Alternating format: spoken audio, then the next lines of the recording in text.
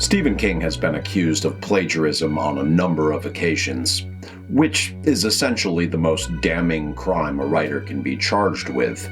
And King's experiences with the perils of the accusations of plagiarism and even self-plagiarism find their way into Secret Window, Secret Garden.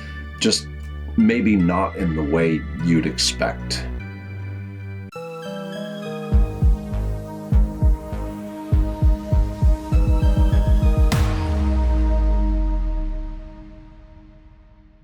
Hi there, I'm your host, Mr. Doyle, and this is a great undertaking. If you like Stephen King stories about dangerous, violent stalkers and listening to a guy who looks like he just finished churning butter talk about plagiarism, please consider giving this video a like and subscribing to the channel. This is the third video in the 4 Past Midnight series.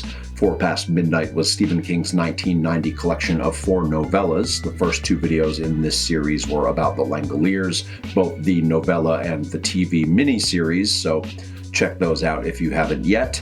And today I'll be discussing the second novella from 4 Past Midnight, which is entitled Secret Window, Secret Garden. My next video will of course be for the 2004 feature-length film adaptation of Secret Window, Secret Garden, which is entitled Secret Window, and stars Johnny Depp and John Turturro. And in the coming weeks, I'll be discussing the other 2 novellas from the collection, The Library Policeman and The Sundog, which do not appear to have gotten the screen treatment yet.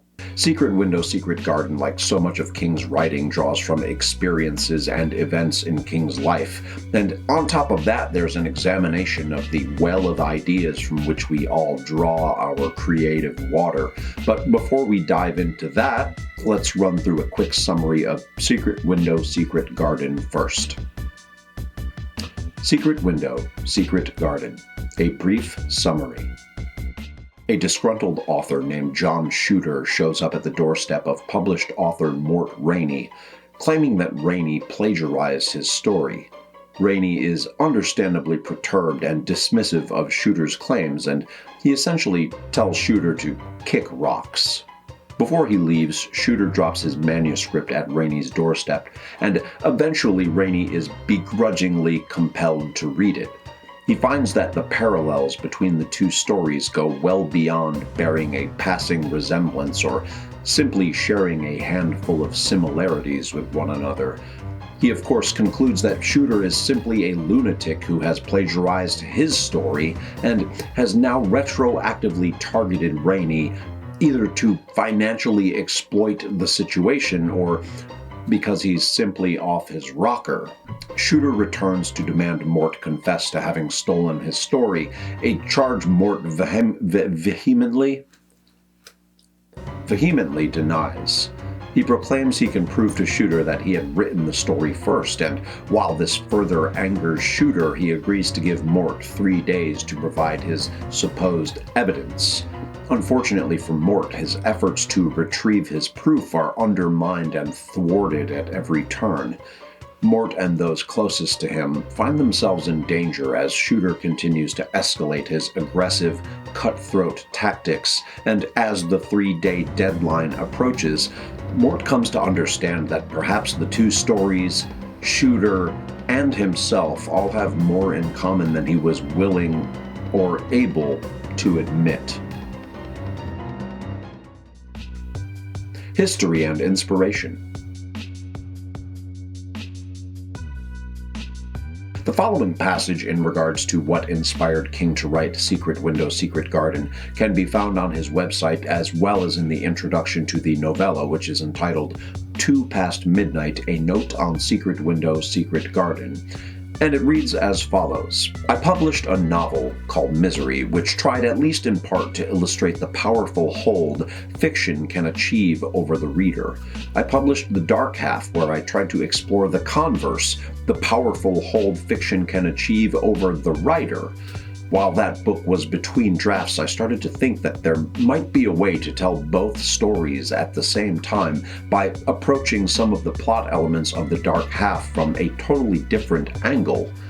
Writing, it seems to me, is a secret act, as secret as dreaming, and that was one aspect of this strange and dangerous craft I had never thought much about. I knew that writers have from time to time revised old works. John Fowles did it with The Magus, and I've done it myself with The Stand, but revision was not what I had in mind. What I wanted to do was to take familiar elements and put them together in an entirely new way. This I had tried to do at least once before, restructuring and updating the basic elements of Bram Stoker's Dracula to create Salem's Lot, and I was fairly comfortable with the idea. One day in the late fall of 1987, while these things were tumbling around in my head, I stopped in the laundry room of our house to drop a dirty shirt in the washing machine. Our laundry room is a small, narrow alcove on the second floor. I disposed of the shirt and then stepped over to one of the room's 2 windows. It was casual curiosity, no more. We'd been living in the same house for 11 or 12 years, but I had never taken a good hard look out this particular window before. The reason is perfectly simple. Set at floor level, mostly hidden behind the dryer, half blocked by baskets of mending, it's a hard window to look out of. I squeezed in, nevertheless, and looked out. That window looks down on a little brick-paved alcove between the house and the attached sun porch. It's an area I see just about every day, but the angle was new. My wife had set half a dozen pots out there, so the plants could take a little of the early November sun, I suppose.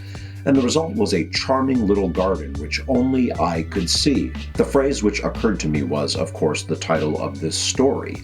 It seemed to me as good a metaphor as any for what writers, especially writers of fantasy, do with their days and nights.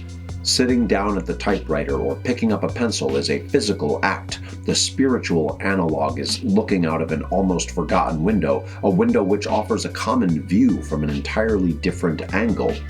An angle which renders the common extraordinary. The writer's job is to gaze through that window and report on what he sees, but sometimes windows break. I think that, more than anything else, is the concern of this story. What happens to the wide-eyed observer when the window between reality and unreality breaks, and the glass begins to fly? This is a fairly thorough explanation, but I was surprised to find that King's run-ins with accusations of plagiarism, of which there have been more than a few, didn't find their way into this section. And one instance in particular bears a striking resemblance to the events of the Secret Window, Secret Garden novella. King and plagiarism. In Secret Window, Secret Garden, the story begins with the protagonist, Mort Rainey, a writer, of course. This is a Stephen King story, after all, being accused of plagiarism. The accuser, John Shooter, is aggressive, intense, and dangerous. He knows where Rainey lives, and he doesn't stop at the front door. Eventually, he lets himself into the house and continues to terrorize the writer in increasingly threatening ways. And something similar to this has happened to King, or rather, it happened to his wife, Tabitha. I discussed this particular instance briefly in my video for the Misery novel, which looked at a number of King's stalkers and obsessive fans. But back on April 20th of 1991, a 26-year-old man named Eric Keene broke into Stephen King's Victorian mansion in Bangor, Maine, armed with what turned out to be a fake bomb. According to Tabitha King, the man claimed he was there to kill her husband because he had stolen his aunt's story, that story being King's novel Misery. Unbeknownst to Keene, Stephen King was not at home and was instead at a 76ers game with his 11-year-old son, Owen. Tabitha managed to escape to a neighbor's house from which she called the police. The assailant then barricaded himself in the attic of the King home, where he refused to surrender and threatened to detonate the bomb until he was disarmed by a police dog. At this point, it was discovered that the bomb was fake and King was taken into custody. Oddly enough, it appears that Keene was not accusing Stephen King of having plagiarized a story his aunt had written. Instead, he was accusing King of plagiarizing his aunt's actual life as the basis for the character Annie Wilkes. The following is from a May 1991 article from AP News. Mark Perry, King's court-appointed attorney, said the defendant believes King's best-selling novel Misery was based on the life of King's aunt, Janine Jones, a convicted baby killer serving a 99-year sentence in Texas. Perry said King told him he had written a sequel to the book and had been trying unsuccessfully to persuade King to help get it published. King was ordered to undergo a psychiatric evaluation, which is expected to be completed in a few weeks. If King is declared unfit to stand trial, he probably would be placed in the Bangor Mental Health Institute, Perry said. King is wanted for a parole violation in Texas, where he was convicted of stealing more than $20,000 worth of property in 1987, authorities have said. King would go on to plead not guilty by reason of insanity, but he would be found guilty and sentenced to 2 years in prison. His sentence was suspended, however, and he was extradited to Texas to serve time for his burglary charge and parole violation. So, here's the crazy thing. In my video for the Misery novel, I discussed King superfans and stalkers, and King and his break-in at the King house was a part of that video. Then in my video for the Misery movie, I discussed murderous nurses and spent some time specifically discussing one case in particular, the case of Janine Jones. However, I had no idea that the two instances, King, who threatened to bomb the King household, and Jones, the most devious of child murderers, were related. I mean, that King and Jones are literally related. It's his aunt. When I wrote about King for my Misery video, I only used an interview with that King had done with the Daily Beast in 2021 as the source of information regarding that case. But as I started looking up more details about King and reading various articles from the trial, that is when I discovered he wasn't accusing King of plagiarizing his aunt's fictional story that she had written. He was accusing King of plagiarizing her actual life, and that his aunt was the same kid killer I had already written about and researched. This all kind of blew my mind, honestly. All right, so there were at least 4 additional instances in which King was accused of plagiarism, none of which are quite so eventful as the one I've already discussed. In April of 1991, a woman named I always want to say Hitler, Hiltner, claimed King had burglarized her home in 1986 or 87 and that he had stolen manuscripts which he used parts of to write Misery. She also claimed that King based the character of Annie Wilkes on her. So it seems King was not the only person claiming King stole that particular story. Apparently, Hiltner had been writing to and harassing King for a decade prior to filing a lawsuit against him in 1991. The lawsuit was, of course, dismissed. In 1995, Christina Starobin, an adjunct professor at New York's Ulster Community College, claimed King somehow ripped off her unpublished novel Blood Eternal when he wrote Desperation.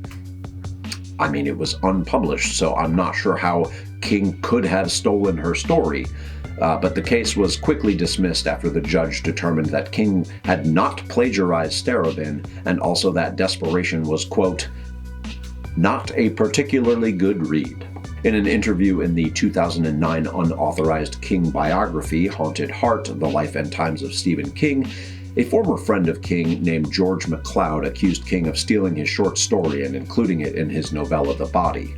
MacLeod had requested a portion of the royalties from The Body and the subsequent film adaptation Stand By Me. It doesn't appear that MacLeod actually filed a lawsuit against King, as I haven't been able to dig up any information aside from the request for and refusal of a portion of royalties. And then in 2017, a $500 million lawsuit was filed against King by the creator of a comic series called The Rook, Benjamin Dubé, which alleged King had stolen the lead protagonist of the Dark Tower saga, Roland Deschain, from The Rook, whose lead character was named Restin Dane, and also was a time-traveling monster-fighting character who dressed like a cowboy and had a similar name. The lawsuit just so happened to not come about until the ill-fated feature-length film for The Dark Tower was released. Dubé also sued publisher Simon & Schuster as well as Marvel for the Dark Tower graphic novels. While Dubé's The Rook comics had first seen publication in 1976, and the Dark Tower novel, The Gunslinger, wouldn't see publication until 1982, King was able to prove he had been working on The Dark Tower and developing Roland Deschain as far back as 1970. It wasn't until February of 2021 that this particular case was dismissed. In each and every one of these cases which went before a judge, the cases were dismissed and ruled in King's favor. I suppose when you are one of the most well-known successful writers in the world, it's not uncommon for some folks to try and glom on to your accomplishments. So, as you can see, King has had his fair share of experience with accusations of plagiarism, and I mentioned earlier that I was surprised he hadn't considered these accusations when discussing the inspiration for Secret Window, Secret Garden, but that's because these instances all happened after he had already written and published the story. I can't help but wonder if this story inspired some of these accusers to do what they did. Did King accidentally, inadvertently cause all these accusers to come out of the woodwork?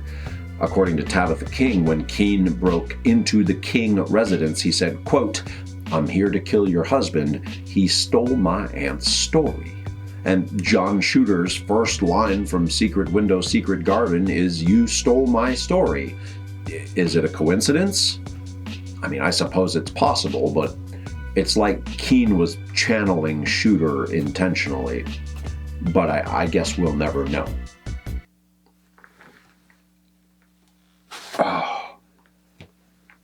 Oh my God, this hat is so tight. This is my wife's hat, and I had to really cram that sucker down on my head. It is cutting off circulation to my brain.